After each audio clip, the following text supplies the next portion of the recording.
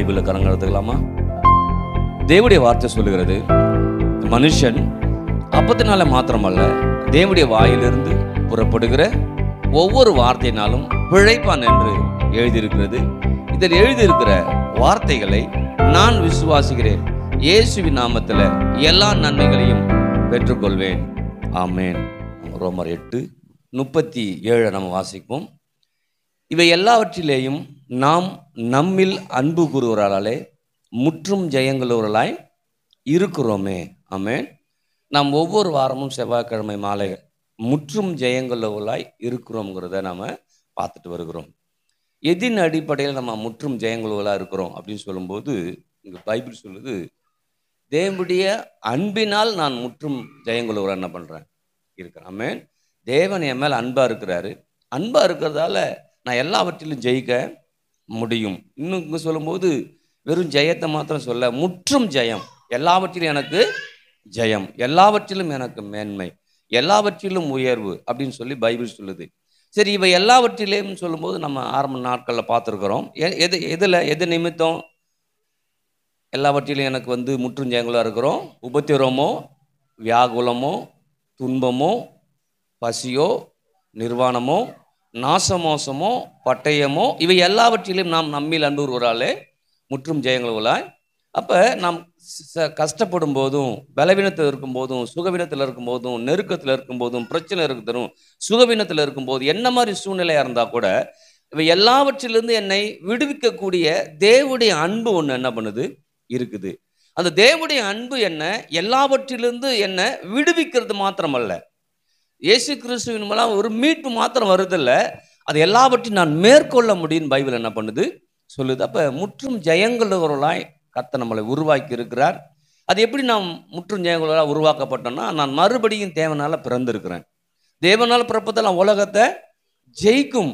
அப்போ தேவனால் நான் பிறந்திருக்கிறேன்னா நான் உலகத்தை ஜெயிக்க முடியும். ஆனால் பேஸாக என்ன அப்படின்னா, தேவனுடைய அன்பு தான் என்னை எல்லாவற்றிலும் முற்றும் ஜெயங்களுவமாக என்ன பண்ணும், வைக்கும். அப்போ தேவனுடைய அன்பு எனக்குள்ளார என்ன பண்ணுது, இருக்குது. எத்தனை பேர் ஆமேன் சொல்றது சொல்லுங்க? தேவனுடைய அன்பு எனக்குள்ளார இருக்குது. தேவன் என்னை நேசிக்கிறவராய் இருக்கிறார். ஆமேன். சில வார்த்தைக்கு சொல்லும்போது அப்படியே நீங்கள் சொல்லணும், ரெண்டு பேரும். பிரித்திகா ஸ்ரீ இங்கே சொல்லும்போது என்ன பண்ணாத சொல்லணும், சரியா? அப்போ இங்கே சொல்லுது, முதல்லேருந்து வரும்போது அழகாக சொல்லிக்கிட்டே வரும்போது தான் இந்த அன்பை பற்றி தான் இந்த 8ஆம் அதிகாரத்தை சொல்லிகிட்டே வருது. 8:28 வாசிச்சோம்னா சொல்லுது, அன்றியும் அவருடைய தீர்மானத்தின்படி அழைக்கப்பட்டவர்களாய் தேவனிடத்தில் அன்பு கூறுவர்களுக்கு சகலமும் நன்மைக்கு ஏதுவாய் இருக்கும்.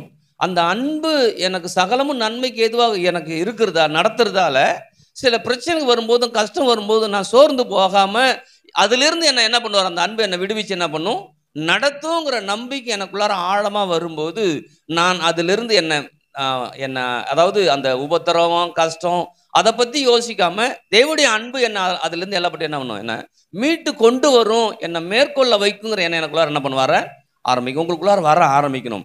ஒரு பிரச்சனையை பார்க்கும்போது நினைக்கணும், என்னை தேவன் நேசிக்கிறார், நேசிக்கிற என் தேவன் இந்த பிரச்சனை என்ன பண்ணும், என்னை விடுவிச்சு என்னை நடத்துவார், என்னை முற்றும் ஜெயங்களுவர்களாக கர்த்தர் என்ன பண்ணுவார், மாற்றுவார். போன வாரம் பார்க்கும்போது ஒரு காரியத்தை பார்த்தோம், ஞாபகம் இருக்குங்களா? 1 யோவான் 2:14 அதில் நிறையா பார்த்தோம் இல்லையா? 1 பலவான்களாக இருக்கிறதுன்னு சொல்லுதுன்னு சொன்னோம். 2வது இல்லை பொல்லாங்கனை ஜெயிக்க முடியும்னு சொன்னேன். 3 காரியத்தை சொல்லி தான் வசனம் ஆட்கொள்ளும் போது அதை ஜெயிக்க முடியும்னு சொன்னேன். ஞாபகம் இருக்குதுங்களா? திரும்ப ஞாபகப்படுத்துகிறேன் உங்களுக்கு. அதை தான் ஏன்னா இப்போ சகோதரி அதை எடுத்ததால தான் திரும்ப உங்களுக்கு ஞாபகப்படுத்தலை. நான் இன்னும் ஸ்டோரியை பார்த்துட்டு போயிடுவேன். சில ஞாபகப்படுத்தும் போது அது நமக்கு கோர்வையாக தெரியும். அப்போ தான் நம்ம எதை விட்டோம், எதில் நம்ம மிஸ் ஆனோமோ அதை திரும்ப பிடிக்க முடியும். இங்கே சொல்லுது 1 பலவான்களாக இருக்கிறோன்னு சொல்லுது, 2வது பொல்லாங்கனை நம்ம என்ன பண்ணுறோம், ஜெயிக்கிறோன்னு சொல்லுது, அப்புறம் நிலைத்து இருக்கிறோம். அப்போ நமக்கு நல்லா விளைங்கணும், நான் பொல்லாங்கனை ஜெயிக்க முடியும். அது யாருக்கு எழுதுறாருன்னு சொல்லும்போது வாலிபரேன்னு சொன்னவொடனே வாலிபன் தான் அவன் பிரச்சனையில் விழுந்துடுறான், வயதானவளுக்கு ஒன்றும் பிரச்சனை இல்லை அப்படின்னு நம்ம நினச்சிட்றோம். ஆனால் இங்கே வாலிபரேன்னு சொல்லும்போது பொதுவாக அது என்ன பண்ணுது சொல்லுகிறதுனா, மனுஷனை பற்றி இந்த புத்தி உள்ள மனுஷன் அப்படின்னு சொன்னவொடனே மனுஷனை பற்றி சொல்லுது, அது உனக்கு, அது எனக்கு இல்லை. பெண்கள் பற்றி சொல்லும்போது அவங்க நினைக்கிறாங்க இது ஆண்களுக்கு இல்லை, அது பெண்களுக்கு. ஆனால் இங்கே சொல்லும்போது பொதுவாக யாரெல்லாம் இந்த இயேசுவை ஏற்றுக்கொண்டு அந்த மீட்பில் வந்த ஒவ்வொருத்தரும் என்னென்ன பிரச்சனை இருக்கிறீங்களோ அவரவர்கள் அதிலிருந்து விடுதலையாக்க முடியும்னு பைபிள் என்ன பண்ணுது சொல்லுதாமே. இப்போ வாலிபரேன்னு சொல்லும்போது நான் வாலிபம் இல்லை, எனக்கு வயசு ஆயிடுச்சு அப்படின்னு இல்லை. நான் ஒருவேளை அப்படிப்பட்ட பொல்லாங்கனுக்கு நான் தோற்று போனேன்னா ஆண்டவர் சொல்றாரு நீ பொல்லாங்கனை ஜெயிக்கிற ஆளு அப்படின்னு சொல்லி. அப்போ நான் பலவானா இருக்கிறேன்னு சொல்றாரு. அப்போ பலவான்களா நான் இருக்கிறதால அந்த பலவான்கிற எண்ணம் எனக்குள்ளார எப்போ என்ன பண்ணும் வரணும். ஆமென். அப்போ இங்கே முற்றும் ஜெயங்களுவலாக இருக்குன்னு சொல்லும்போது இன்னைக்கு எப்படி என்ன பார்க்க போகிறோன்னு சொல்லும்போது தேவனுடைய அன்பு எனக்குள்ளார இருக்கிறதால, தேவன் என்னை நேசிக்கிறதால, அது மாத்திரமல்ல தேவன் என்னை நேசிக்கிறதால மாத்திரமல்ல நான் தேவனை நேசிக்கிறதால, ரெண்டுமே சரியா இருக்கணும். இங்க சொல்லும்போது இங்க சொல்றாரு பாருங்க, இங்க முதல்ல நம்ம வாசிச்சோம் இல்லையா ரோமர் 8ல், இவை எல்லாவற்றிலும் நம்மில் அன்பு கூறுகிறாலே இல்லையா முற்றும் ஜெயங்களுவராய். அப்ப தேவன் அன்பு கூறுகிறாரு, அதனால நான் முற்றும் ஜெயம் கொண்டுடுவேன். அதே சமயத்தில் நான் அன்பு கூறும் போது தான் அந்த ஜெயத்தை நான் பெற்றுக்கொள்ள முடியுமாமே. அவர் எவ்வளவுதான் அன்பு வச்சிருந்தா கூட அந்த அன்பை நான் புரிந்து கொள்ளல, அந்த அன்பை நான் தெரிஞ்சுக்கலன்னா, அந்த அன்பின் வார்த்தையை நான் அறிந்து கொண்டு புரிந்து கொள்ளனா நான் ஜெயிக்கவே முடியாது. ஏன்னா நிறைய வேலைகளில் அவர் என்ன நேசிக்கிறார்னு தெரியுது, நான் நேசிக்கிற அளவுக்கு இல்லைன்னு நம்ம நினைக்கிறோம். ஆமா, ஆனா அவருடைய அன்பு என்ன நேசிக்கிறதால அந்த அன்பு சகல பாவகத்தை என்ன பண்ணுது, என்னிலிருந்து நீக்குகிறது. நீக்கி என்ன திரும்பவும் அவர் அண்டையில வர வைக்குது. வரும்போது நான் பாவ புத்தகத்தை குறித்து யோசிக்கிறது இல்லை, அன்பின் தேவனை குறித்து நான் என்ன பண்ணுவேன் யோசிப்பேன். அப்ப அவர் அன்பு கூறுகிறாரு, நான் என்ன பண்ணும் அன்பு கூறுகிறோம். ஏன்னா அந்த 8:28 சொல்றேன் இல்லையா, அன்றியும் அவருடைய தீர்மானத்தின்படி அழைக்கப்பட்டவர்களாய் தேவனிடத்தில் அன்பு கூறுவர்களுக்கு சகலமும் நன்மைக்கு ஏதுவாக நடக்கிறது என்று அறிந்திருக்கிறோம். அப்போ ஒன்று அறிஞ்சிக்கணும், தேவன் என்ன நேசிக்கிறாருங்கிறது கரெக்டு. ஆனா அது எப்படி சரியானதோ அதே போல நானும் அவரை நேசிக்கணும்னு அவர் சொல்றாரு. அதனால ரெண்டும் ஈக்குவலா ஆகும்போது தான் அவர்கிட்டேருந்து எனக்கு நன்மை வர ஆரம்பிக்கும், என் மூலமாக அவருக்கு மகிமை சேர ஆரம்பிக்கும். பேருக்கு புரியுது? அப்ப தேவனுடைய அன்பு எனக்குள்ளார இருக்கிறதால அந்த அன்பை விட்டு என்னை பிரிக்க முடியாது யாராலும். என்ன மாதிரி சூழ்நிலை வந்தாலும் பிரிக்க முடியாது. உபத்திரம் வந்தாலும், நாசமோசம் வந்தாலும், பிரச்சனை வந்தாலும், என்ன மாதிரி சூழ்நிலை இருந்தாலும் அந்த அன்பை விட்டு என்னை பிரிக்க முடியாது. பிரச்சனை எனக்கு வந்து அந்த அன்பை பிரிக்கலான்னு தான் பிரச்சனை என்ன பண்ணுது வருகிறது. ஆனா பிரச்சனை வரும்போது தான் நான் திரும்பவும் எங்க தான் வரேன் நல்லா தேவனுடைய அன்புக்குள்ளாரனா. அப்ப பிரச்சனை வரும்போது, அதனாலதான் நான் நிலத்தை பத்தி பேசும்போது சொன்ன 4 விதமான நிலத்தை பத்தி சொல்லும்போது சொல்லிருக்கிறேன், ஞாபகம் தான் தெரியல. அந்த 4 நிலத்துல என்ன அங்க பிரச்சனை என்னன்னா, அவன் வசனத்தை மட்டும் என்ன பண்றான் எடுத்து போட்டுடுறான். ஏன் வசனத்தை எப்படி எடுத்து போடுறான்னா, என்னை கொண்டே தான் எடுத்து போடுவான். அவனா வந்து வசனத்தை எடுத்து போட முடியாது. ஏன்னா அந்த நெருக்கமும் பிரச்சனையும் வரும்போது நான் என்ன பண்ண, எனக்குள்ளார என்ன வந்துருது வரும்போது, தேவன் என்ன நேசிருந்தா ஏன் இப்படி நடக்குது இல்லையா, தேவன் இருந்தா எப்படி நடக்குது, தேவன் என் கூட இல்லை அப்படின்னு நம்ம நினைச்சதால தான் அவன் என்ன பண்றான், அந்த அந்த அன்பின் தேவனுடைய வார்த்தையே அதிகமா நம்ம யோசிக்க முடியாம, தேவன் இருந்தாலும் நடக்குமா, தேவனை என் பட்சத்தில் நடக்குமா, தேவனை நேசித்தம் நடக்குமா, இப்படி யோசிச்சிடறோம். அப்படி யோசிக்கிறதால தான் அவன் என்ன பண்றான், அந்த வார்த்தையை உள்ள வைக்காத அளவுக்கு இந்த மாதிரி எண்ணத்தை கொடுத்து, இந்த மாதிரி சிந்தனையை கொடுத்து, இந்த மாதிரி வார்த்தைகளை கொடுத்து, அந்த வார்த்தையை எனக்குள்ளார ஆளுகை செய்ய விடாம தேவனை குறித்த தவறான எண்ணங்களின் தவறான புரிதல் எனக்குள்ளார விதைக்க ஆரம்பிச்சிடறான்.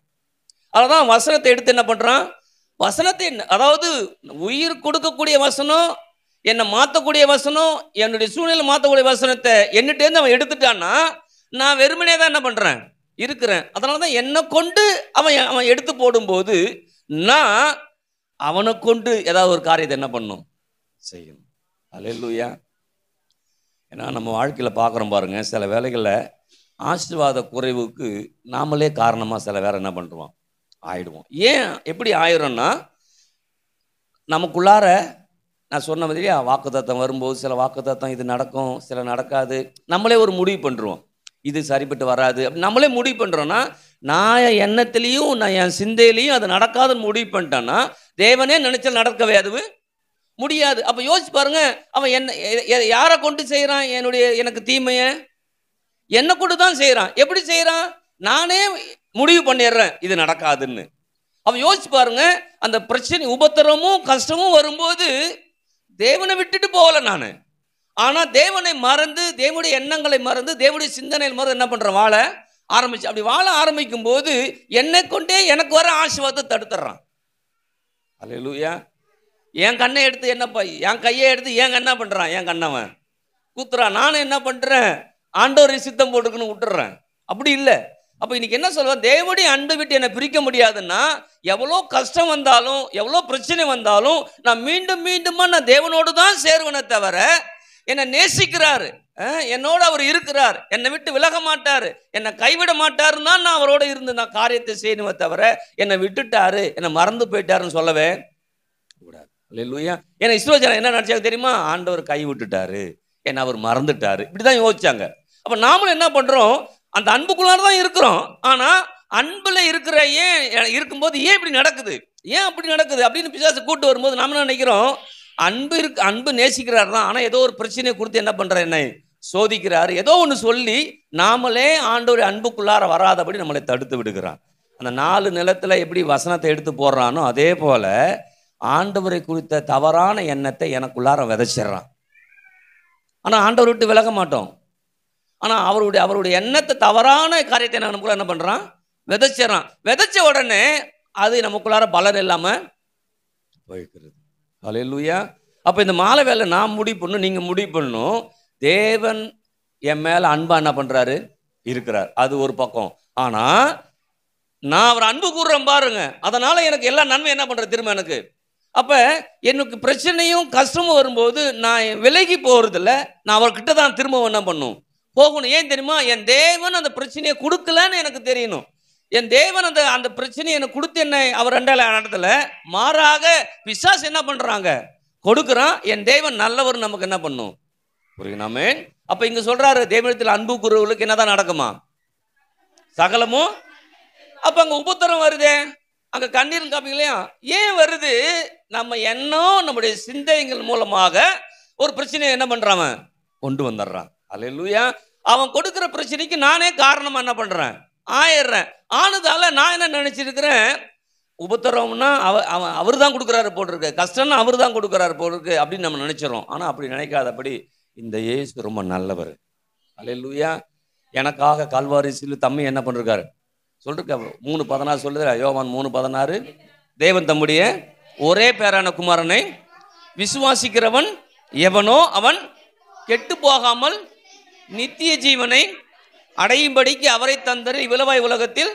அப்ப யோசிச்சு பாருங்க, அவரையே கொடுத்து என்ன அதுலேருந்து மீட்டு எடுத்திருக்கிறாருன்னா திரும்பவும் என்னை கொண்டு பாவத்துக்குள்ளார விடவே மாட்டார், என் பிரச்சனை விடவே. ஆனால் நான் என்ன நினைக்கிறேன்? பிரச்சனை மத்தியில் அவர் தான் விட்டுட்டாரு, அவர் தான் இப்படி செஞ்சுட்டாரு, நான் ஒரு மிஸ்டேக் பண்ணல அதனால அது அவருக்கு எனக்கு துன்பத்தை கொடுத்துட்டாரு, நான் ஒரு தவறான காரியம் செஞ்சுட்டேன் அதனால என்ன இல்லை இல்லை. அல்லேலூயா. பைபிள் சொல்லுது, ஒருவரையும் அவர் பொல்லாங்கினால் சோதிக்கிறவர். அல்லேலூயா. அப்போ பொல்லாங்கினால் சோதிக்கும் போது நமக்கு தெரியணும், என்ன தெரியணும்? இது அவர் கொடுக்குற சோதனை இல்லை. அல்லேலூயா. அப்போ சோதனையை அவர் சொல்லுதேப்பா, சோதனையை சகிக்கிற மனுஷன் பாக்கியம் அவர் கொடுக்குப்பாரு, அதாவது திராணிக்கு மேலே அவர் சோதிக்க மாட்டாருன்னு சொல்லுதே அப்படின்னு சொல்லும்போது எப்படி அதை சொல்ல வரேன்னா, திராணிக்கு மேலே அவர் சோதிக்கிறவர்கள்னா பிசாசு நம்முடைய வாழ்க்கையில் எவ்வளோ சோதனைகள் அளவுக்கு அதிகமாக வரும்போது அதிலிருந்து என்னை விடுவித்து அதில் காக்க போதுமானவர் என்ன பண்ணுறாரு. அல்லேலூயா. ஆனால் நம்ம அதை எப்படி நம்ம அந்த மொழிபெயர்ப்பு வந்துருக்குதுன்னா, ஓரளவுக்கு சோதனை கொடுத்து நம்மளை அதுலேருந்து வெளில வந்து நினைக்கிறோம். அப்படி இல்லை. திராணிக்கு மேலே சோதிக்கிறோம்னா திராணிக்கு மேலே ஏதோ ஒரு பிரச்சனை வருது, அந்த பிரச்சனை வரும்போது அதிலிருந்து அவருடைய அன்பு என்ன மீட்டு தான் எடுக்குதே தவிர என்ன அந்த பிரச்சனை இருக்க வைக்கவே இல்லை. அல்லேலூயா. அப்போ நல்லா இன்னைக்கு ஒன்று மட்டும் தான் திரும்ப திரும்ப ஞாபகப்படுத்தினா, தேவனுடைய அன்பு இருக்குது, அந்த அன்பை நான் நேசிக்கிறேன், எனக்கு சகலம் நன்மைக்கு எதை என்ன பண்ணும் வரும். ஏன் நடக்கும்னு சொல்லும்போது சொல்லுது, அவருடைய தீர்மானத்திற்கு என்னை அழைச்சிருக்கிறார். அவரே அழைச்சி அவரே எனக்கு பிரச்சனை கொடுப்பாரா? யோசிச்சு பாருங்களேன். நம்ம வீட்டுக்கு ஒருத்தவங்க நம்ம விருந்துக்கு நம்ம அழைக்கிறோம், நாமளே அவங்கள அழைச்சி நம்மளே அவங்கள திட்டுவோமா விருந்துக்கு அழைச்சவங்கள? ஆனால் எப்படி நம்ம நினைக்கிறோன்னா, அவர் தான் அழைச்சாரு, ஆனா அழைச்சி என்னை சரிப்படுத்துறதுக்காக ஏதோ ஒன்று செய்கிறாரு அப்படின்னு நம்ம நினைக்கிறோம். இல்லை. அல்லேலூயா. நாமளே நம்ம வீட்டுக்கு ஒருத்தவங்களை கூப்பிட்டு நாமளே அவங்களுக்கு துன்பத்தை கொடுத்தோம்னா எப்படி இருக்கும்? நம்ம செய்கிற மதம் மாதிரி கிடையாது. ஆனால் ஆண்டவர் இப்படி செய்கிறான்னு நினச்சிடுறோம். ஆனால் பிசாசு என்ன பண்ணுறான்? ஏதோ ஒரு துன்பத்தையும் கஷ்டத்தையும் கொடுக்குறான். அதை நம்ம ஆண்டவர் பேரில் வச்ச உடனே அவன் சந்தோஷப்பட்டுறான். ஓஹோ, இதெல்லாம் கிரெடிட் அவருக்கு போகுதுன்னு. நமக்காக இந்த உலகத்தில் இருக்க எல்லா ஜனங்களுக்காக கல்வாரி சிலுவை என்ன பண்ணிருக்காரு? எல்லா பாவத்தையும் சாபத்தையும் நோயையும் தரித்திரத்தையும் வறுமையும் என்ன பண்ணிட்டார்? சுமந்து தீர்த்து விட்டார். நம்ம நினைக்கிறோம் நம்மளை குற்றம் சாட்டுவான்னு. அங்கே ஆதாம குற்றம் படுத்தினான், ஆபேல குற்றப்படுத்த, எல்லாம் காயினை குற்றப்படுத்தினான், எல்லாரையும் குற்றப்படுத்திட்டு வந்துட்டான் இல்லையா? ஆனால் இங்கே இயேசு அவனால் குற்றப்படுத்தவே முடியாது. அப்போ எனக்கு முன்னாடி அவர் இருக்கிறதால அவன் என்ன குற்றப்படுத்த முடியாது. ஏன் குற்றப்படுத்த முடியாதுமா? எனக்கு என்ன பார்க்கும்போது தேவன் என்ன பார்க்கல, இயேசுவை பார்க்குறாரு. அல்லேலூயா. பிசாசும் என்ன பார்க்கும்போது என்ன பார்க்கல, இயேசுவை பார்க்குறேன். அதான் நான் கிறிஸ்துவுக்குள்ளன்னு சொன்னேன். அப்போ பிசாசு என்ன குற்றப்படுத்த முடியாது. ஏன் குற்றப்படுத்த முடியாதுன்னா என்ன பார்க்கல, இயேசுவை பார்க்குறாரு. அல்லேலூயா. புரியல தானே சிஸ்டர் உங்களுக்கு? இப்போ நான் ஒரு மிஸ்டேக் பண்ணிடுறேன், சரிங்களா? மிஸ்டேக் பண்ண பிறகு எனக்கு ஒரு தண்டனை பிசாசு கொடுக்குறான்னு வச்சுக்கேன். ஆனால் எனக்கு கொடுக்க முடியாது. ஏன் கொடுக்க முடியாது தெரியுமா? நான் தான் மிஸ்டேக் பண்ணேன். ஆனால் அந்த மிஸ்டேக்குரிய பரிகாரத்தை அவர் செஞ்சிட்டாரு.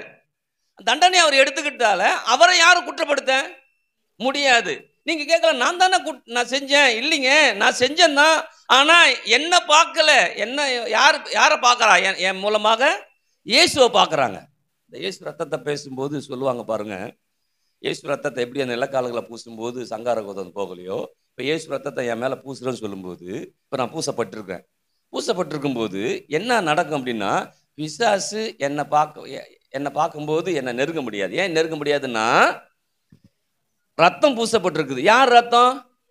அப்ப அந்த ரத்தத்தை, அதாவது ஆடு மாடு ரத்தத்தை பூசும்போது அதுல ஜனங்களை குறை சொல்றான். ஆனா இயேசு ரத்தத்தை பூசும்போது அவனால் குறை சொல்ல. ஏன்னா இது பாவங்களற கழுவி என்னை நீதிமானா மாத்தின ரத்தம். அல்லேலூயா. எனக்காக பரிந்து பேசுகிற ரத்தம். அப்ப யோசிச்சு பாருங்க, ஏன் நாம குற்றப்படுத்தவே. அப்ப ஏன் நான் குற்றப்படுத்தப்பட்டு இருக்கிறேன் அப்படின்னா, நான் யோசிச்சு கிடக்கிறேன், நான் குற்றவாளின்னு. நான் அதிலிருந்து விடுதலையாக்கப்படும்னா தேவன் என்னை நேசிக்கிறார். அப்ப பிரச்சனை வருதா, என்னை தேவன் நேசிக்கிறார். அதனால் நான் என்ன சொல்லணும்? கர்த்தர் என் பட்சத்தில் என்ன பண்றாரு? எத்தனை பேர் ஆமென் சொல்லுது? அப்ப பிரச்சனை வரும்போது எனக்கு என்ன வரணும்? என்னை நேசிக்கிறார் வரும்போது நான் என்ன சொல்லணும்? கர்த்தர் என் பட்சத்தில் இருக்கிறார், கர்த்தர் எனக்காக இருக்கிறார். அப்புறம் ஒரு பிரச்சனை வருது, நீங்களே சொல்லணும், உலகத்தில் இருக்கிற எனக்குள்ள இருக்கிறவன். அப்ப யோசிச்சு பாருங்க, தேவனை நேசிக்கிற ஜனங்கள் இப்படிதான் எல்லாவற்றிலும் மேற்கொள்ள முடியும், இப்படிதான் மேற்கொள்ளணும்னு வச்சுக்கிறார். அல்லேலூயா. ஒன்று நல்லா புரிஞ்சுக்கணும், என்னை நேசிக்கிறாரு, நான் அவரை நேசிக்கிறேன். இதுதான் அடிப்படையான காரியம். ஆனால் உபத்திரம் வருது, கஷ்டம் வருது, நெருக்கம் வருது, பலவீனம் வருது, எல்லாம் வருது. ஆனால் இவை எல்லாவற்றிலும் என் மேலே அன்பு கூறுவால நான் ஜெயிக்க முடியும்னு சொல்லுது. நான் எப்படி ஜெயிக்க முடியும் அப்படின்னா, கர்த்தர் என் பட்சத்தில் இருக்கிறாரு, எனக்கு விரோதம் அவர் இல்லவே. நல்லா புரியணும். அப்ப நான் ஒவ்வொரு முறையும் ஒருவேளை நான் இதை செஞ்சுதால நான் எனக்கு விரோதமா இருக்கிறாரோ, எனக்கு பலவீனம் வரும்போது நான் ஒரு தவறு பண்ணிட்டேன், அதனால எனக்கு விரோதமா இருக்கிறாரு போல் இருக்கு அப்படின்னு நான் நினைக்கிறேன். அது நினைச்ச தப்பு. அப்ப நானே என் கண்ணை என்ன பண்றேன்? குத்திக்கிறேன். அப்ப நான் என்ன சொல்றேன்னா, இல்லப்பா நான் தவறு பண்ணிட்டு தான் ஆண்டவரோட மன்னிப்பு கேட்கறேன் தான். ஆனா பாவம் பெருகிறதுல கிருபை பெருகுதான். கிருபை எப்படி பெருகுதுன்னா, பாவம் எந்த அளவுக்கு பெருகுதோ அதை காட்டில் கிருபை என்ன பண்ணுது? பெருகுது, ஓவர்டேக் பண்ணி போகுது. ஆனா அந்த பாவத்து பக்கம் இருந்தோம்னா பாவம் என்ன ஓவர்டேக் பண்றோம், நான் கிருபை பக்கம் நின்னா கிருபை எனக்கு ஓவர்டேக் பண்ணிடும். அப்ப எனக்கு தெரியணும், கர்த்தர் என் பக்கத்தில் இருக்கிறார். என்ன இருக்கிறார்? கிருபையா இருக்கிறார். நான் ஒருவேளை என்ன மேற்கொள்ள பார்க்குது பாவம், ஆனா அதை மேற்கொள்ளாது. ஏன் தெரியுமா? நான் அவர் பக்கம் இருக்கிறேன். புரியுது? ஏன்னா தேவன் தெரியல, தேவன் என் பட்சத்தில் சொல்லுங்க. அப்ப ஒவ்வொரு முறையும் பிரச்சனைகளையும் சோர்வுகளும் ஏதோ ஒன்று வரும்போது, ஐயோ ஆண்டவரே என்னை விட்டுட்டீங்களா இருக்குல்ல, என் பட்சத்தில் இருக்கிறார். எப்ப இருக்கிறாரு? உபத்திரமோ பசியோ நிர்வாணமோ நாசமோசமோ பட்டயமோ எதுவா இருந்தாலும் என் பக்கத்தில் என்ன பண்றாரு? எனக்கு இருக்கிறாருன்னு தெரிஞ்சிட்டுன்னா இவ எல்லாவற்றையும் நான் மேலே வருவேன். என் பட்சத்தில் இல்லைன்னு முடிவு பண்ணிட்டேன்னா மேலே வரவே முடியாது. ஏன்னா அவன் நம்மளை குற்றப்படுத்திட்டே என்ன பண்ணுவான்? ஆனால் நீ குற்றப்படுத்த முடியாதுன்னு சொல்கிறேன். ஏன் குற்றப்படுத்த முடியாது? ஏன் ரத்தத்தை சிந்தலைங்க, மாசற்ற ரத்தத்தை சிந்திருக்கிறாரு, என்னை குற்றப்படுத்தவே முடியாது. ஏன் குற்றப்படுத்த? ஏன்னா நான் தப்பு தானே செஞ்சிருக்கிறேன். ஆமாம், குற்றப்படுத்த. ஏன்னா என்னுடைய எல்லா பாவத்தையும் அவர் சுமந்துட்டார், என் குற்றத்தை எடுத்துக்கிட்டார். என்னுடைய ஆக்கினை தீர்ப்பு அவர் என்ன பண்றாரு? எல்லாத்தையும் அவர் எடுத்துக்கிட்டதால இன்னைக்கு என்ன பார்க்கும்போது நான் என்ன பார்க்குறேன், நீங்க என்ன பார்க்குறீங்க? ஆனா பிசாசு என்ன பார்க்கும்போது அவரை தான் பார்க்குறான். அவரை தான், இயேசுதான் பார்க்கிறார். என்னை பார்க்கும்போது பிசாசு இயேசுதான் பார்க்கிறார் எனக்கு தெரிஞ்சிச்சுன்னா நான் பயப்பட மாட்டேன். அல்லேலூயா. ஏன்னா அந்த மனுஷனை எதில் பிசாசில் வீழ்த்த முடியும்னா, பிசாசு ஒன்று பாவம், ரெண்டாவது பயம். பிசாசு இப்படி வீழ்த்துவான் நம்ம ஜன. ஒன்று பாவத்தால் வீழ்த்திடுவான், இன்னொன்று பயமுறுத்தியே வீழ்த்திடுவான். அப்போ நீங்கள் யோசிச்சு பாருங்க. இப்போ அதுதான் பாவம் வரும்போது நினைக்கணும், கிருபை எனக்கு கொடுத்துருக்கிறார், நான் கிருபை தேவன் நம்புகிறேன், என் மேலே நேசிக்கிறாரு இல்லையா? அப்போ நம்ம நம்ம பிள்ளைக்கு பலவீனமாக இருக்குது, சுகவீனமாக இருக்குதுன்னு அந்த பிள்ளையை நம்ம எந்த அளவுக்கு ஆற்றி தேற்றி அந்த பலவீனத்தில் நம்ம விடுதலையாக்கப்படுகிறோமோ அதை விட கோடி மடங்கு நல்லவராக நம் கடவுள் என்ன பண்ணுறாரு? அப்போ யோசிச்சு பாருங்க. இன்னைக்கு பலவீனங்கள் சுகவீனம் வரும்போது நானே என் பிள்ளையை சரிப்படுத்துறேன்னா என்னை அவர் சரிப்படுத்த போதுமானவரா? நான் எந்த பக்கம் நிற்கிறேன்? அதுதான் முக்கியம். நான் பாவ பக்கம் நிற்கிறேன்னா, பாவ பக்கம் நின்னோம்னா பாவம் மேற்கொள்றோம். ஆனால் பைபிள் சொல்லுது பாவம் உங்களை மேற்கொள்ளாது. ஏன் தெரியுமா? கிருபை அதை விட மேலே வந்து உனக்கு என்ன பண்ணுறேன்? கொடுக்குறேன். ஆனால் கிருபை பக்கம் நின்னா நீ ஜெயிக்க முடியும். ஏன்னா அன்பின் தேவன் என்ன அவ்வளவா என்ன பண்ணுறாரு? நேசிக்கிறாமே. அப்போ ஒவ்வொரு முறையும் பிரச்சனை வரும்போது கர்த்தர் என் பட்சத்தில் தான் இருக்கிறார், எனக்காக இருக்கார், எனக்கு எதிராக அவர் இல்லவே. ஆனால் பிசாசு என்ன சொல்லுதுமா? இதை செஞ்சுட்டேன் நீனு, அதை செஞ்சுட்டேன் நீனு, உனக்கு எதிராக வரும், உனக்கு பிரச்சனை வரும், உனக்கு கஷ்டம் வரும், உனக்கு தோல்வி வரும், நீ அவமானப்பட போற அப்படின்னு சொல்லுவான். ஆனால் நான் சொல்றேன், இல்லை நான் அவமானப்பட மாட்டேன். எப்படி சொல்ற அப்படின்னா, கர்த்தர் என் பட்சத்தில் என்ன பண்றாரு? இருக்கிறார். என்ன சரிப்படுத்த அவருக்கு தெரியும். சத்தத்தை காணுமே. நான் அவருக்கு சரி ஆகுவேன். நீங்க எப்படின்னு தெரியல. அதுதான் எப்பயுமே ஏதாவது ஒரு மிஸ்டேக் பண்ணோம்னா அப்பவே டக்குன்னு வெளில வந்துடணும். அதுலேருந்து நமக்கு ஆண்டவர் ஆவியான உணர்வு கொடுப்பாரு, இது தவறு இது சரின்னு சொல்லி. ஒரு தவறு பண்றோம் வச்சுங்களேன், ஒரு தவறு பண்ணும்போது டக்குன்னு அதுலேருந்து வெளில வந்துடணும். ஏன் தெரியுமா? கரை படித்து கொண்டு வரக்கூடாது. அல்லேலூயா. அப்போ ஏன்னா என்னை அவ்வளவா நேசிக்கிறாருங்க, அதுலேருந்து என்னை விடுவிக்க போதுமானவரா, உங்களை விடுவிக்க போதுமானவரா இருக்கிறார். அதில் தான் பாவமோ பயமோ என்ன ஒன்றும் ஏன் செய்யாத? உலகத்தில் இருக்கிறவனும் எனக்குள் இருக்கிறவன் பெரியவன். பயப்பட முடியுமா? எவ்வளோ பெரிய பிரச்சனையா இருக்கலாம். சொல்றார் இல்லையா, பெரிய பருமதமே நீ எம்மாத்திரம் யாருக்கு முன்பாக? செருபாபேலுக்கு. செருபாபேல் பெரிய ஆளா, மலை பெருசா? மலை தான் பெருசு. ஆனா எப்படி ஆண்டவர் அங்க சொல்றாரு? இவனுக்கு முன்பாக, எனக்கு முன்பாக மலை பெருசா இருக்குது. ஆனா ஆண்டவர் சொல்றாரு, மலையே நீ எம்மாத்திரம் சொல்லுங்கிறாரு. என்னங்க அம்மா பெரிய மலை எம்மாத்திரம் பேச முடியுமா? இல்லைங்க, ஆண்டவருக்கு முன்பாக அது சமபூமி ஆகும். அதை நான் விசுவாசிக்கிறேன். நீங்க அதான் எவ்வளோ பெரிய பிரச்சனையா இருக்குதா, அவ்வளோ பெரிய பிரச்சனைய அது எம்மாத்திரம்னா அது எம்மாத்திரம் தான். அல்லேலூயா. அப்ப நான் ஏன் எப்படி ஏமாத்துறேன்னா, ஏன் பட்சத்தில் இருக்கிறாரு. எங்க அப்பா என்ன நேசிக்கிறாரு, உங்க அப்பா உங்களை நேசிக்கிறாரு. அதனால எல்லாமே எனக்கு எம்மாத்திரம் தான். கடன் இவ்வளோ இருக்குதுங்க, எம்மாத்திரம். அல்லேலூயா. நகை அடகுல இருக்குதுங்க, அது எம்மாத்திரம். ஏன்னா என்ன நேசிக்கிறார். சகலமும் நன்மைக்கு ஏது என்ன பண்ணும். அப்ப இன்னைக்கு எல்லா சூழ்நிலையும் பிரச்சனையும் அவன் கொடுக்குறான், எல்லா பிரச்சனையும் இயேசு கொடுக்குறான்னு நினச்சிக்கிட்டே வாழ்ந்துட்டோம். கஷ்டமா இருந்தாலும் பிரச்சனை ஆண்டவர் சொல்றாரு, இல்லப்பா நான் ரொம்ப நல்லவர். அல்லேலூயா. ஆனா நீ தவறா புரிஞ்சுக்கிட்டு அவன் கொடுக்குற பிரச்சனையை பூரா நீ தாங்கிட்டு இருக்கிற. நீ தாங்க வேண்டிய அவசியம் இல்லை. சொல்றாரு, வருத்தப்பட்டு பாரம் சுமக்கிற என்னட்ட வா, என்கிட்ட வந்து எல்லாத்தையும் என்ன பண்ணு, கொட்டி தீர்த்துட்டு இலைப்பாறுதல் பெற்றுக்கிட்டு என்ன பண்ணு போங்கிறாரா. நான் என்ன நினைச்சிட்டு இருக்கிறேன், நான் செய்யணும், நான் செஞ்சுதான் தப்பு, இவங்க செஞ்சான் தப்பு, அவங்க செஞ்சு அம்மா தப்பு சார், நான் ஆளே இல்லை. ஆனா அதை நமக்கு ஏற்றவாறு எடுத்துக்கூடாது. எவன் தான் தப்பு பண்ணல அப்படி தப்புன்றது இல்லை. தப்பு பண்ணாத ஆள் யாருன்னா இருக்கட்டும், ஆனால் நான் தப்பு மாட்டான். ஏன் தெரியுமா? அப்பனுக்கு தப்பாமல் பிறந்திருக்கிறேன். அல்லேலூயா. தேவனால் பிறப்பதெல்லாம் உலகத்தை ஜெயிக்கும். தப்பாமல் நான் பிறந்திருக்கிறேன், தப்பி பிறக்கல. இதுக்கு தப்பி தான் பிறந்திருந்தேன், இப்போ மறுபடியும் பிறந்துட்டேன். அதனால எல்லாரும் செய்வான், ஆனால் நான் செய்ய மாட்டேன். ஏன் தெரியுமா? எங்க அப்பா என் பட்சத்துல என்ன பண்றாரு? எங்க அப்பா என் கூட இருக்கிறார். தப்பு பண்றோனா? கூட இருக்கிறாரு. எனக்கு என்ன அதெல்லாம் என்ன பண்ணுவார் அவர்? அப்படிங்கிற அறிவு நமக்கு அதிகம் வருது இல்ல. ஆனா வரணும். என் கூட இருக்கிறாரு ஒருத்தவர். எனக்கு நல்ல தகப்பனா இருக்கிறாரு, எனக்கு நல்ல நண்பனா இருக்கிறாரு இல்லையா? அப்ப நான் எனக்குள்ளார ஒரு நண்பன், எனக்கு கூட ஒரு நண்பர் இருக்கிறாரு. அந்த நண்பன் எனக்கு நல்லது என்ன பண்ணுவாரு? சத்தத்தை காணுமே. ஹல்லேலூயா. அப்ப நான் என் கூட அவர் இருக்கிறாருன்னா நான் தப்பு பண்ணுவேன். அப்ப தப்பு பண்றேன்னா என்னதான் அர்த்தம்? என் கூட இல்லைங்கிறது அதிகமா இருக்கு. அதை தான் மறைச்சிருவான். டிம் லைட் இல்லாம தான் எப்படி இருக்கும்? நித்திரா எப்படி இருக்கும்? இல்ல லைட்டா வெளிச்சம் தெரியும். லைட் என்ன பண்ணும்? லைட்டா வெளிச்சம் என்ன தெரியுமா? இருக்கிறாரு தான், ஆனா செய்யலாம். புரியுது? ஆண்டவர்கிட்ட சமாளிச்சு ஆனா சமாளிக்கிற ஆளு கிடையாது, மேற்கொள்ளக்கூடிய ஆளு. ஹல்லேலூயா. எத்தனை பேர் எனக்குள்ளார இருக்கிறதால எனக்கு என்ன பிரச்சனையா இருந்தாலும் நான் தப்பே பண்ணா கூட ஆண்டவர்கிட்ட வந்து, ஆண்டவரே என்னை மன்னிச்சிருங்க ஆண்டவரே, இனி தவறு செய்யாதபடி நடத்துங்கன்னா, திரும்பவும் சொல்றேன், தவறு செய்ய நடத்துங்கன்னா அவரை மாதிரி என்ன நடத்த யாராலையும் முடியவே முடியாது. ஏன் தெரியுமா? இது எப்படி நம்ம பிள்ளைகளுக்கு உடம்பு சரியில்லைன்னா நம்ம தண்ணி கூட குடிக்காம சாப்பிடாம கொள்ளாம பக்கத்திலே உட்கார்ந்து அந்த பிள்ளையை நம்ம பார்த்து கவனிக்கிறோமோ, அதே போல ஆண்டவர் நம்ம கூட இருந்து நம்மளை கவனிக்க போதுமானவராய். ஹல்லேலூயா. கவனிக்கிறது மாத்திரமல்ல, சிறப்பா நம்மளை நடத்தவும் செய்வார். ஹல்லேலூயா. அதுக்காக தான் நம்ம சைக்கிளே நான் சொல்லி கொடுக்குறது.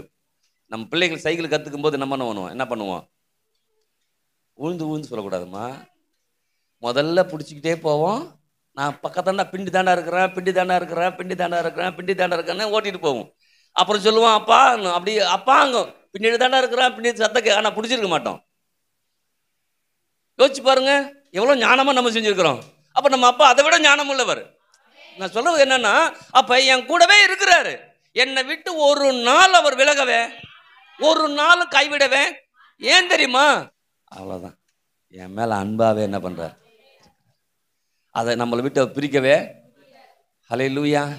தேவனையும் தேவனுடைய அன்பையும் விட்டு நம்மளை பிரிக்கவே முடியாது. அதான் சொல்றாரு, தேவனுடைய அன்பை விட்டு என்னை பிரிப்பவன் யார்?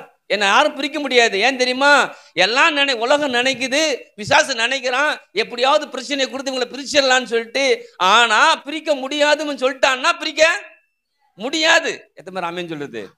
அதான் பைபிள் சொல்லுது, திருமணமான ஆரங்கள தேவன் நினைத்ததை மனுஷன் பிரிக்காது இருக்க கடவன். ஏன்னா பிரிக்கவும் முடியும். ஆனா நீ பிரிக்காம இருந்தனா தேவனுடைய கட்டளையை நீ நிறைவேற்றுகிற. ஹல்லேலூயா. அப்ப நல்லா முடிவு பண்ணிக்கணும். இன்னைக்கு எந்த காரியத்தை என்னை விட்டு பிரிக்கணுமோ அதை நான் பிரிக்கணும். பாவம் இருக்குதா பிரிக்கணும், பாவ எண்ணங்கள் இருக்குதா பிரிக்கணும். அதை பிரிப்பதற்கு நான் என்ன பண்ணணும்னா, அந்த கிருபை நிறைந்த வார்த்தைகள், என்னை உருவாக்கக்கூடிய வார்த்தைகள், என் கூட இருந்து என்னை நடத்தக்கூடிய வார்த்தைகள் நான் அதிகமா பேசணும், அதிகமா யோசிக்கணும். ஹல்லேலூயா. அதான் சொன்னேன், கர்த்தர் என் பட்சத்தில் இருக்கிறாரு, எனக்குள்ளார இருக்கிறார். அப்ப எனக்குள்ளார இருக்கும்போது தப்பு பண்ண முடியுமா? எனக்குள்ளார இருக்கிறது எனக்கு சரியா தெரியாம இருக்கிறதால நான் செஞ்சுக்கிட்டு இருக்கிறேன். ஹல்லேலூயா. ஆனா எனக்குள்ளார ஒருத்தர் இருக்கிறாரு, அவன் போலீஸ்காரர் இருக்கிறாரு, திருடுவானா போய் திருடன் கூட இருக்கும்போது திருடவே மாட்டான். ஏன் தெரியுமா? இவன் பாருங்க, இன்னைக்கு நம்முடைய உள்ளத்துல ஆணித்தரமா ஆண்டவர் என்னை நேசிக்கிறார், அவர் எனக்குள்ளார இருக்கிறார், அவர் என் பட்சத்தில் இருக்கிறார். ஹல்லேலூயா.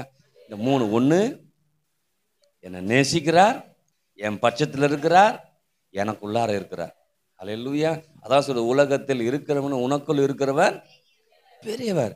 பெரியவர் எனக்குள்ளார இருக்கிறாருங்க. பெரிய காரியம் செய்ய முடியும். அப்ப பெரிய காரியங்களை செய்யும்படியே என் கூட இருக்கிறார், எனக்குள்ளார இருக்கிறார். அப்ப எனக்குள்ளார இருக்கிற தேவன் என்ன பெரிய காரியங்கள் செய்யும்படியே அழைச்சிருக்கிறார். அப்ப நான் அற்பமான காரியத்துக்கு போக, ஏன்னா நான் எல்லாத்தையும் எனக்கு கொடுக்கறது ஒருத்தர் இருக்கிறாரு.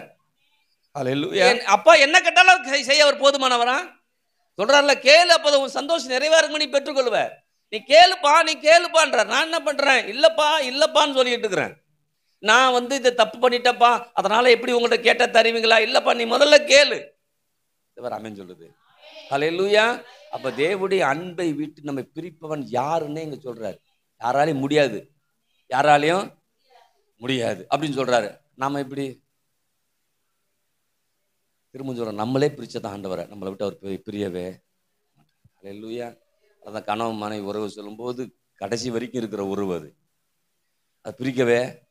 அப்ப இன்னைக்கு முடிவு பண்ணும், தேவனுடைய அன்பை விட்டு என்னை யாரும் பிரிக்கவே முடியாது. என்ன சோதனை வந்தாலும் அதில் அப்பா என்னை ஜெயிக்க வைப்பார். அல்லேலூயா. என்னை பிசாசு எப்படி வீழ்த்தலாம்னு நினைப்பான் சொல்லிட்டு பாருங்க. இருக்குன்னு சொல்லிருக்கேன். கண்ணால், காதால், மூக்கால், வாயால், இப்படி தான். வேறு எதால அவன் நம்மளை வீழ்த்தவே எதால் வீழ்த்துவான்? ஒன்று கண்ணால் வீழ்த்துவான், காதால் வீழ்த்துவான், வாயால் வீழ்த்துவான், கையால் வீழ்த்துவான். வேறு எதில் அவனை வீழ்த்தவே முடியாது இல்லையா? இன்னொன்று நாளாக வீழ்த்துவான். என்னத்தால என்ன பண்ணுறான்? அவன் வீழ்த்திடுவான். இப்போ நான் எப்படி அதெல்லாம் மேற்கொள்கிறது? எனக்கு அங்கே எங்கள் அப்பா எப்படிப்பட்டவர்னு நான் என்ன பண்ணும்? யோசித்து என்ன பண்ணும் இருக்கணும். இங்கே யோசிக்க ஆரம்பிச்சிட்டுனா இது மாறிடும், இது மாறிடும், இது மாறிடும். எல்லாம் என்ன பண்ணுறோம்? இதுவும் மாறிடும். வாய் என்ன பண்ணுறோம்? மாறிடும். வாய் ஏன் மாறாதுல தெரியுமா? இங்கே நினைக்கிறது பூரா பொல்லாதான் என்ன பண்ணுது இருக்குது.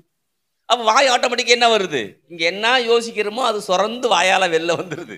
அப்போ இன்னைக்கு நல்லா முடிவு பண்ணிக்கணும். தேவனுடைய அன்பை விட்டு என்னை பிரிப்பவன் யார்? எவ்வளோ பிரச்சனை வரலாம், எவ்வளோ கஷ்டம் வரலாம், ஆனால் எனக்கு ஒரு நன்மை செய்கிற என் ஆண்டவர் என்ன பண்ணுறாரு? இருக்கிறார். அவர் என்னை விட்டு விலகவே மாட்டார், என்னை கைவிடவே மாட்டார். ஆமென். ஹல்லேலூயா. இன்னொரு வசனத்தை பார்த்து முடிச்சிடும். ரோமர் 5ஆம் அதிகாரம் 3.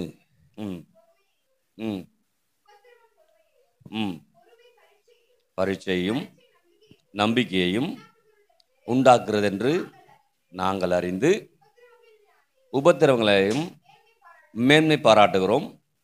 மேலும் நமக்கு அருளப்பட்ட பரிசுத்த ஆவியினாலே தேவ அன்பு நம்முடைய இருதயங்களில் ஊற்றப்பட்டிருக்கிறபடியால் அந்த நம்பிக்கை நம்மை வெட்க என்ன சொல்றாரு தெரியுங்களா? புரியுதா? நல்லா. உபத்திரவம் பொறுமையை கொடுக்கும், பொறுமை பரீட்சையும், பரீட்சை நம்பிக்கையும் உண்டாக்குறதுன்னு நாங்கள் அறிந்து உபத்திரவங்களை என்ன பண்றோமா? நாம மேன்மை பாராட்டுகிறோம். அல்லேலூயா. ஏன் மேன்மை பாராட்டு தெரியுமா? இங்க சொல்றாரு பாருங்க. மேலும் நமக்கு அருளப்பட்ட பரிசுத்த ஆவியினாலே தேவ அன்பு நம்முடைய இருதயங்களில் ஊற்றப்பட்டிருக்கிறபடியால் அந்த அன்பு என்ன பண்ண நம்மளை ஒரு இடத்துல கூட வெட்கப்படுத்தவே. ஒரு நல்லா தெளிவாக திரும்ப சொல்றேன். என் பட்சத்தில் இருக்கிறார், எனக்காக இருக்கிறார், என்னை நேசிக்கிறார், நல்லா ஆடித்தரமா தெரியணும். இங்க சொல்றாரு தேவ அன்பு என் இருதயம் என்ன பண்றது? ஊற்றப்பட்டிருக்கு, வார்க்கப்பட்டிருக்கு. அந்த அன்பு யோசிச்சு பாருங்களேன். இப்போ ஒரு ரத்தம் ஏற்றுறோம். ரத்தத்தை ஏற்றும் போது ரத்தம் உள்ள என்ன பண்ணுறது? கலந்துருது. ஆமாம் தானே? ஒரு பிளட் இல்லைன்னு ரத்தம் ஏற்றுறாங்க, உள்ள கலந்துருது. உள்ள கலந்த பிறகு அந்த ரத்தத்தை பிரித்து எடுக்குவேன். ஏங்க தெரியாமல் கொடுத்துட்டாங்க உங்களுக்கு ரத்தத்தை, எனக்கு பிரித்து கொடுங்கன்னு என்ன பண்ண முடியாது, கேட்க முடியாது. இங்கே சொல்லுது தேவ அன்பு என் இருதயத்தில் ஊற்றப்பட்டுருச்சு. ஊற்றப்பட்ட அன்பு என்னை வெட்கப்படுத்துவேன். ஏன்னா உள்ள அன்பு ஊற்றப்பட்டதால அந்த அன்பு என்னை விட்டு என்ன பண்ணாது? பிரியாது. கஷ்டம் வரலாம், பிரச்சனை வரலாம், எல்லாம் வரலாம், ஆனால் அன்பு எனக்கு ஊற்றப்பட்டுருச்சு. இருதயத்தில் ஊற்றப்பட்டபடி அந்த அன்பு என்ன பண்ணாது? என்ன அதை விட்டு என்னை பிரிக்கவே முடியாது. எப்படி ரத்தத்தில் இன்னொரு ரத்தம் கலந்ததோ அதே போல மாசற்ற ரத்தம் எனக்குள்ளார கலந்து இருக்குது. கலந்ததால மாசுள்ள என்னை அது மாசற்றவனாய் மாத்துது. புரியுது? அப்ப தேவனுடைய அன்பு என் இருதயத்தில் ஊற்றப்பட்டிருக்கிறபடியால் அந்த அன்பு என்னை வெட்கப்படுத்தவே விடாது. ஏன் விடாதுன்னா தேவ அன்பு என் இருதயத்தில் ஊற்றப்பட்டுருச்சு, அவ்வளவுதான். அதை பிரிக்கவே அதான் சொல்றாரு. இங்க இருந்து அங்க போய் சொல்றாரு என்னை பிரிக்கவே முடியாது. ஏன் பிரிக்க முடியாது தெரியுமா? தேவ அன்பு என்னை அழைச்சிது. தேவ அன்பு என்னை எப்போது நினைச்சுக்கிட்டே என்ன பண்ணுது இருக்குது. எனக்காக காரியங்களை மாற்றி அமைக்குது. நான் பிரச்சனையை பார்க்குறேன், கஷ்டத்தை பார்க்குறேன், தோல்விகளை கூட பார்க்குறேன், ஆனால் ஜெயமாய் ஆண்டவர் என்னை மாற்றுவார். அல்லேலூயா. எத்தனை பேர் ஆமென் சொல்றது சொல்லுங்க. தேவ அன்பு என்னுடைய இருதயங்களில் ஊற்றப்பட்டிருக்கபடியால் தேவனுடைய அன்பு என்ன வெட்கப்படுத்தாம நடத்தும்.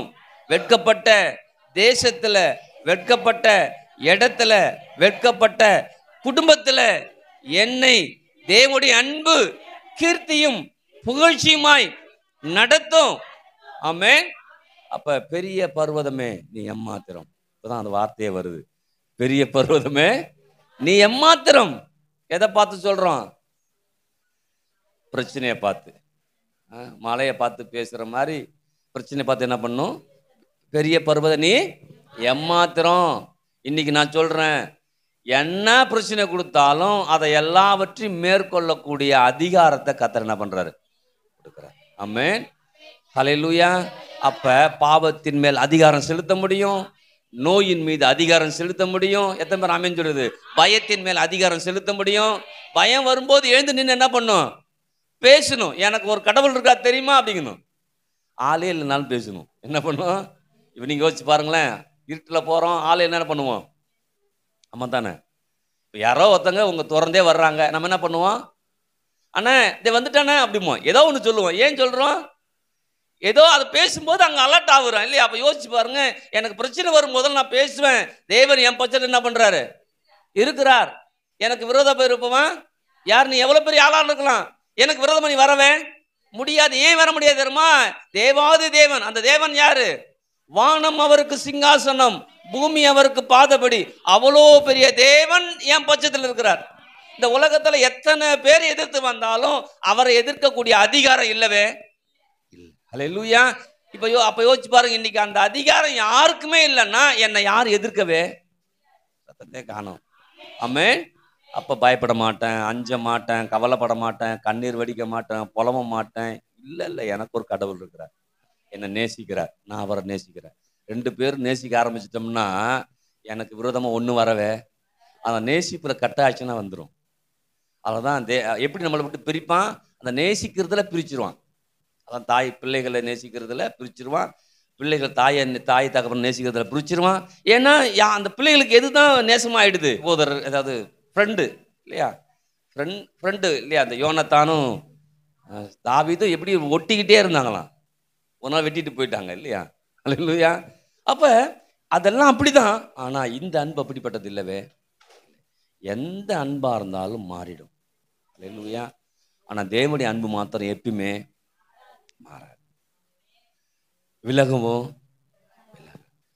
உன்னை விட்டு விலகுவதும் இல்லை, உன்னை கைவிடுவதும் சொல்லும்போது ஒன்று தெரியணும், தேவனுடைய அன்பு என்னை விட்டு விலகாது, தேவனுடைய அன்பு என்னை எங்கேயும் கைவிடவே.